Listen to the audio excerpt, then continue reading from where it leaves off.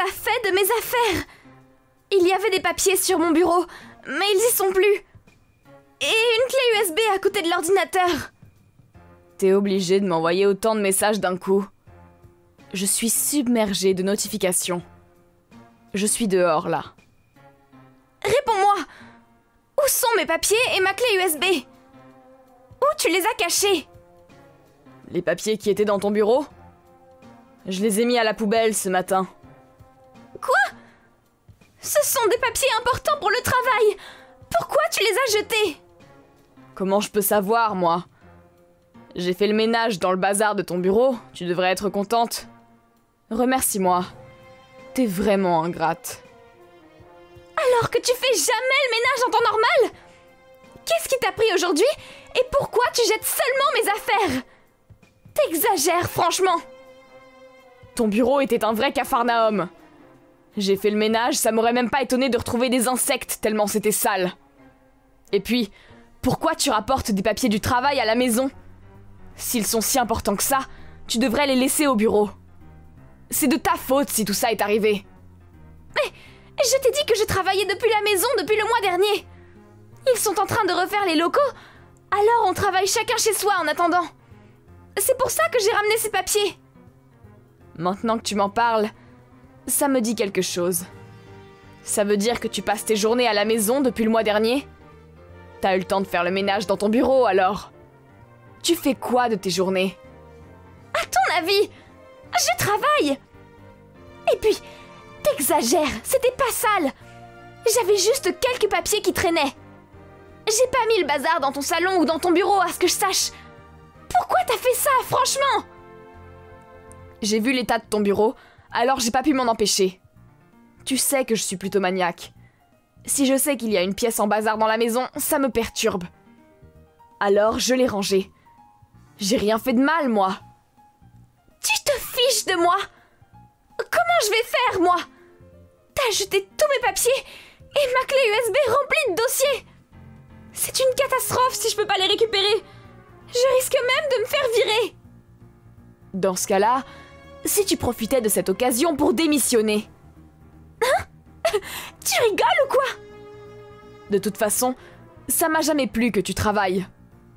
Je pensais que tu démissionnerais quand on s'est mariés, moi. Tu rapportes même du travail à la maison, en mode « Regardez-moi, je suis une acharnée du travail !» Non, ça me plaît vraiment pas de te voir comme ça. Alors profite de cette occasion pour arrêter le travail. Mais tu m'as jamais dit tout ça jusqu'à maintenant. T'as jamais rien dit sur mon travail. Et là, tout d'un coup, tu me demandes de démissionner. Bah quoi?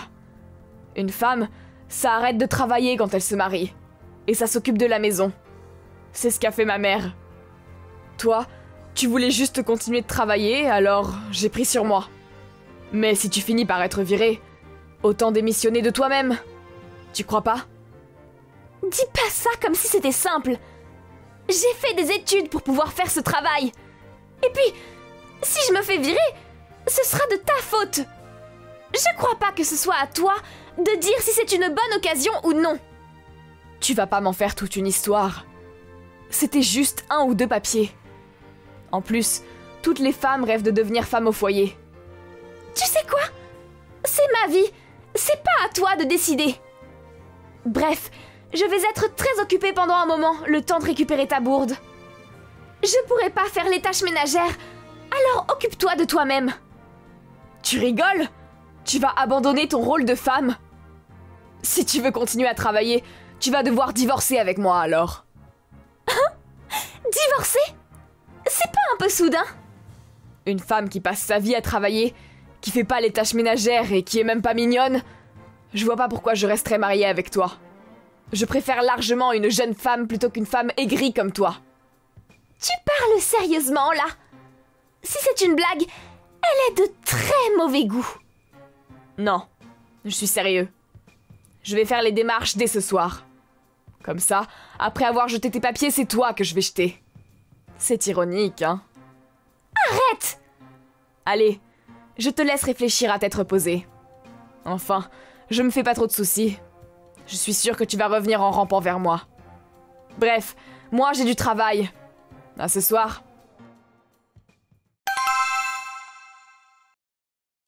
T'as enfin fini de réfléchir? Ça fait 3 ans. J'ai dû te manquer pendant tout ce temps. C'est qui? Désolée, mais je pense que vous vous êtes trompé de numéro. Tu sais très bien. C'est Chris. Ah! Qu'est-ce que tu me veux? Je me disais que t'avais assez réfléchi comme ça. Si t'es prête à t'excuser sincèrement, je veux bien qu'on se remette ensemble. Ça a dû être difficile pour toi depuis qu'on a divorcé. C'est vrai que quand t'es partie du jour au lendemain, ça a été compliqué de me débarrasser de tes affaires et de la maison toute seule. Mais sinon, ça s'est très bien passé. Allez, fais pas genre.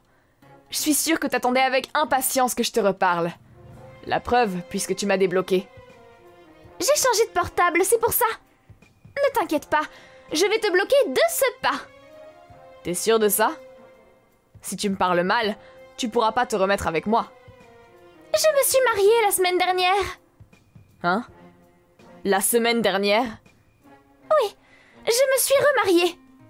J'ai pas envie de me remettre avec toi. Tu mens, c'est ça? Non, c'est la vérité. Après que t'aies jeté mes papiers pour le travail, j'ai fait tout mon possible pour tout refaire seule, mais j'ai dû faire appel à certains de mes collègues. C'est comme ça qu'on s'est rapprochés avec un de mes supérieurs. Et on a fini par se marier la semaine dernière. Ça fait 3 ans qu'on a divorcé. Tu trouves pas que c'est un peu tôt pour se remarier? Tu me trompais avec lui, c'est ça? T'as aucune valeur. Je t'ai pas trompée, alors arrête ça. On s'est rapprochés après que t'aies jeté mes papiers, c'est tout. Et quand tout est revenu dans l'ordre, on a commencé à se voir et manger ensemble. On est sortis ensemble pendant ces 3 ans et on vient de se marier. C'est tout. Pourquoi tu m'as rien dit? Franchement, te remarier sans m'en parler, t'exagères.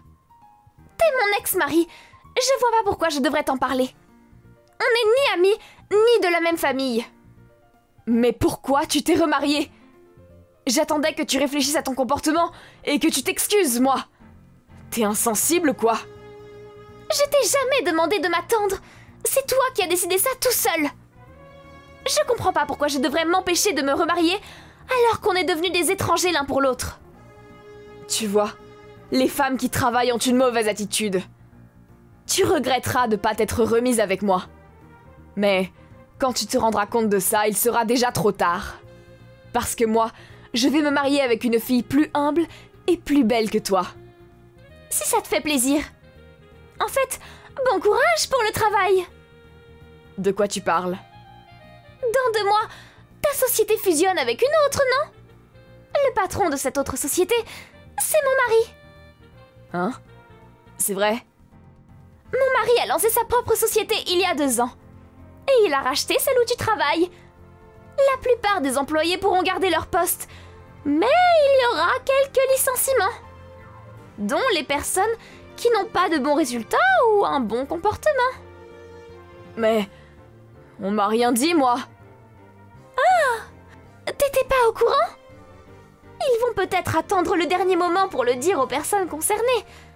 Je pense que ça sera annoncé 1 mois avant la fusion. Tu veux dire que je vais être licenciée, c'est ça? Par ton mari, en plus de ça? Pourquoi moi? T'es sûre de pas connaître la raison? Une personne qui jette les papiers importants et la clé USB de l'employé d'une autre société? Je crois pas qu'elle puisse se plaindre si elle est licenciée. Quoi? T'as été rapporté ce que j'ai fait? C'est de ta faute si je suis licenciée, alors? Rapporté, j'ai juste dit la vérité. Je t'ai dit qu'il m'avait aidé à refaire le travail que j'avais perdu. Il fallait bien que je lui explique. Attends un peu. Je travaille depuis longtemps dans cette société. Je pense pas que mon départ soit une bonne chose. Et j'ai pas envie de perdre mon poste. Alors persuade ton mari de pas me virer, s'il te plaît. Je vais avoir du mal à trouver un poste aussi avantageux. Je veux pas changer de travail. Désolée, mais je peux pas. Moi, je continue à travailler dans la même société qu'avant. C'est pas à moi de décider de ce que mon mari fait dans sa propre société. J'y crois pas. C'est marrant quand même. T'as divorcé parce que je voulais pas arrêter de travailler.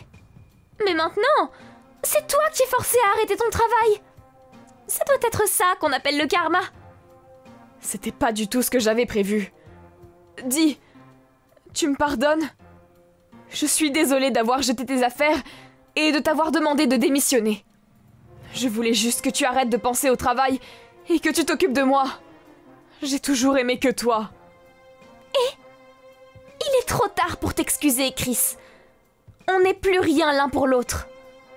Et dis pas que tu m'aimes, ça me dégoûte. Je t'en prie. On peut en terminer avec cette discussion. Je vais au restaurant avec mon mari.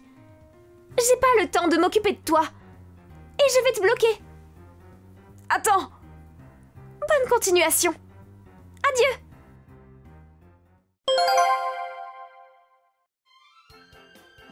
Après que je l'ai bloqué, Chris a continué à vouloir contacter mon mari et moi. J'ai tout fait pour qu'il perde notre trace et qu'il ne puisse plus nous contacter. Il a donc fini par abandonner.